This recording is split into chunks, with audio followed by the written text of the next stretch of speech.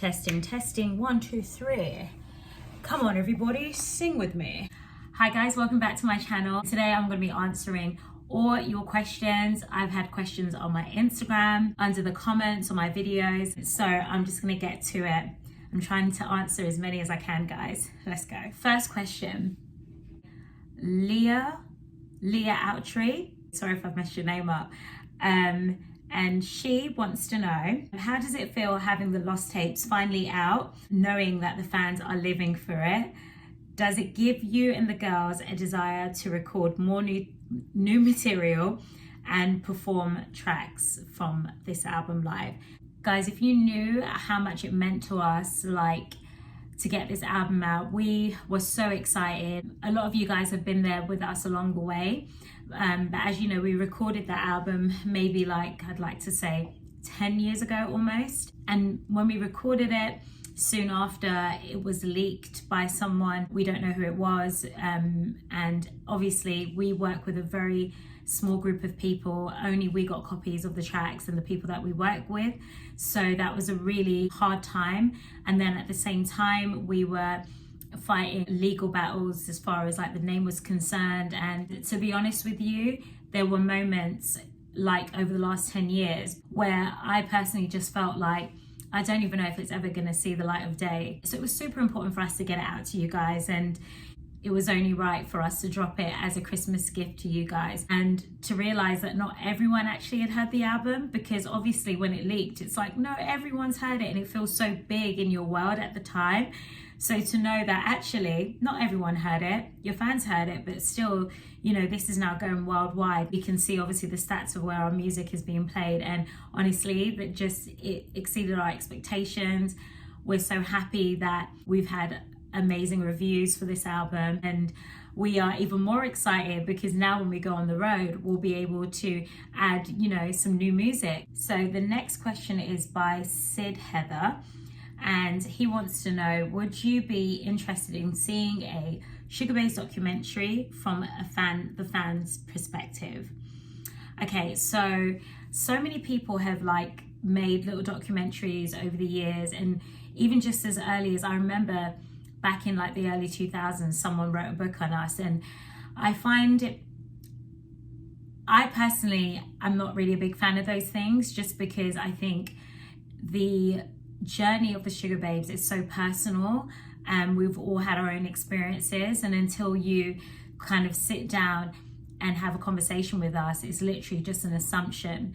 And I think given to what has been put out in the press about us individually, us as a group, a lot of it from my perspective wasn't accurate, and so therefore if someone was making a documentary based upon what they thought they knew, I don't believe that could be 100% authentic.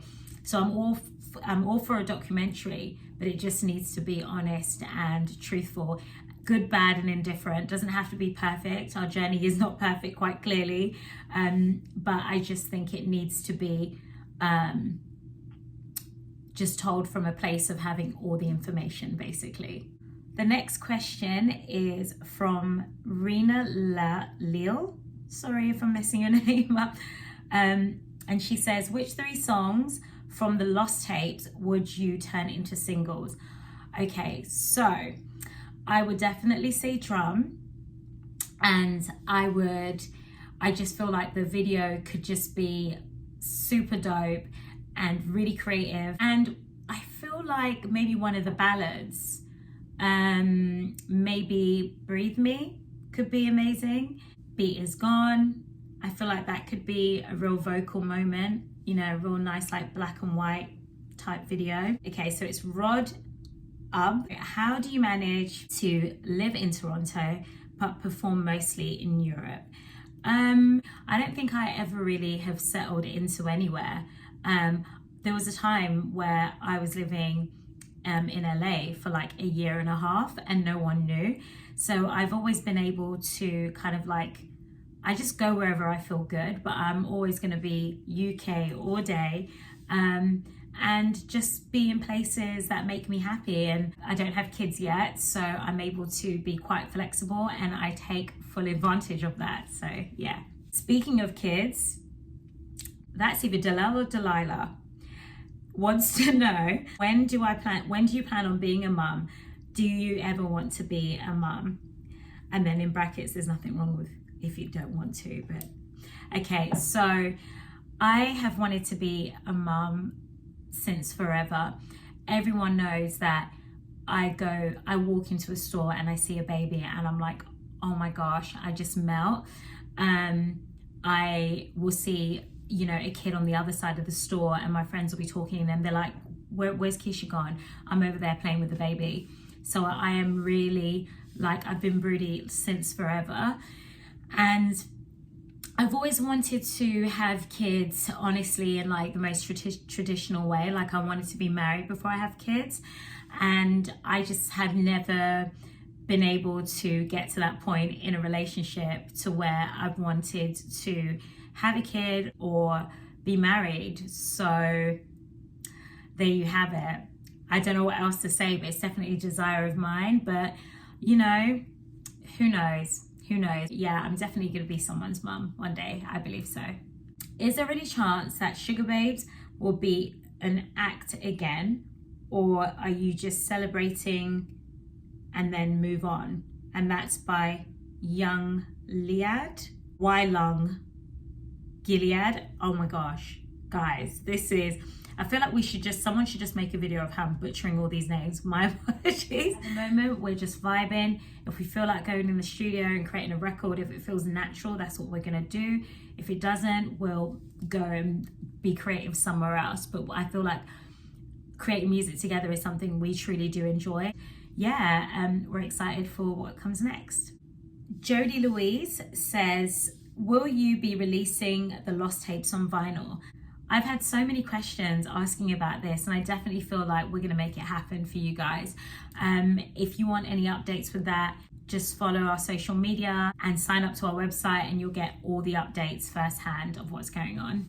Glenn Marta says, can you describe the feeling of saying for the first time the words, we're the Sugar Babes? I think coming back and being able to actually say it feels amazing. The name actually was always ours. It was just the opposition that was kind of stopping us because of the trademark situation, but legally we always were allowed to use the name, and that's a whole other story altogether. But yeah, it feels great. It really feels great to say it and to just be like, yeah, that's who we are. You know, we came up with the name when we were kids. Yeah, that's us. Sierra Martin says, what's been your biggest highlight that you have so far?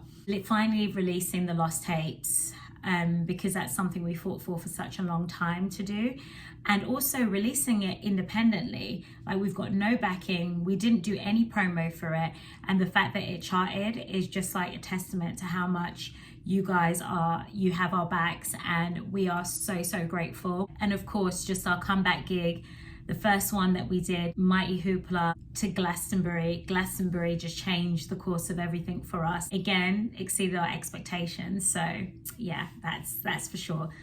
Instant Jack says, what has been the proudest moment in your career?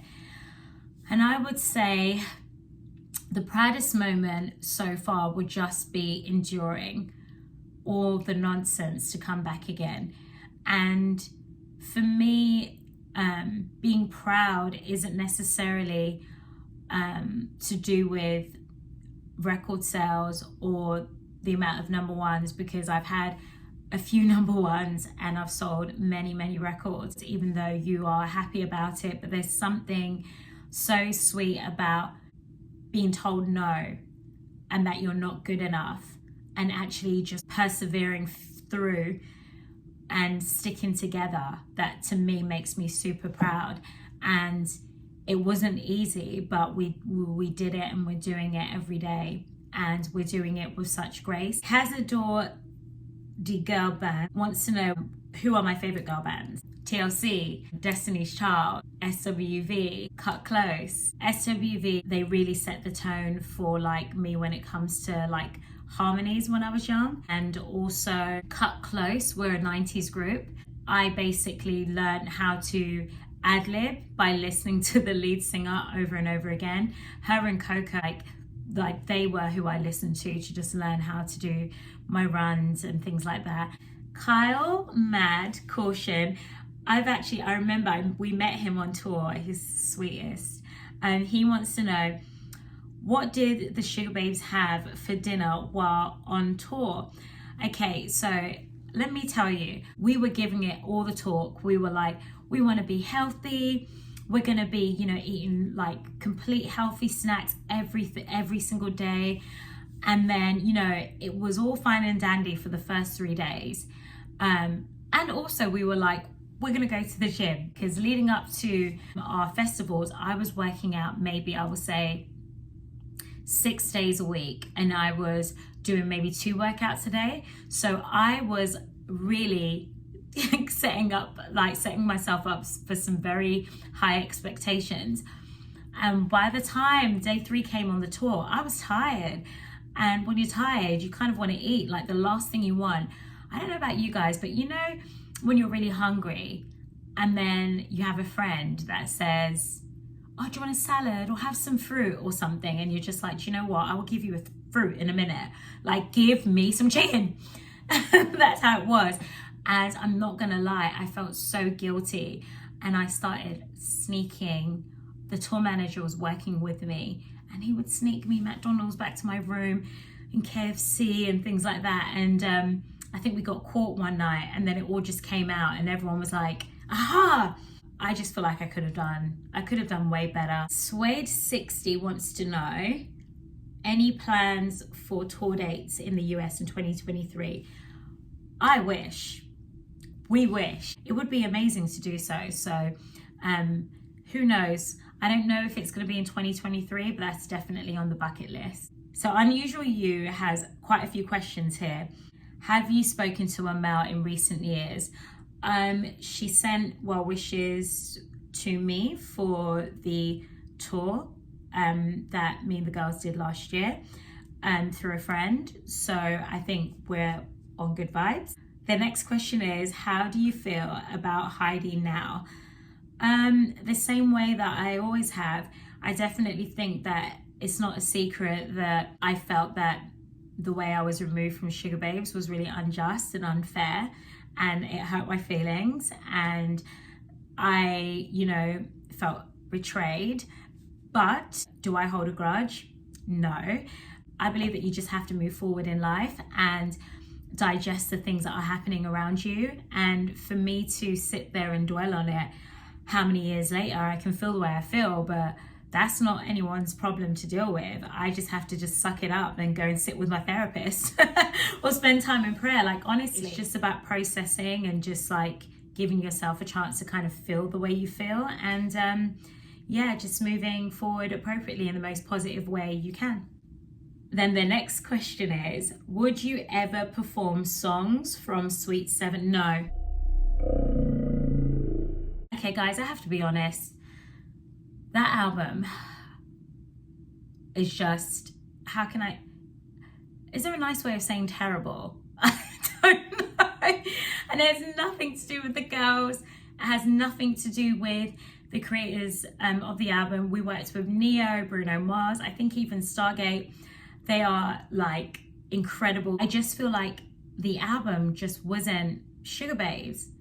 It was more like an identity thing with me, which is why I would say that particular process, that album, everything to do with it, gives me the shivers. I cannot stand it, and I feel very embarrassed about it.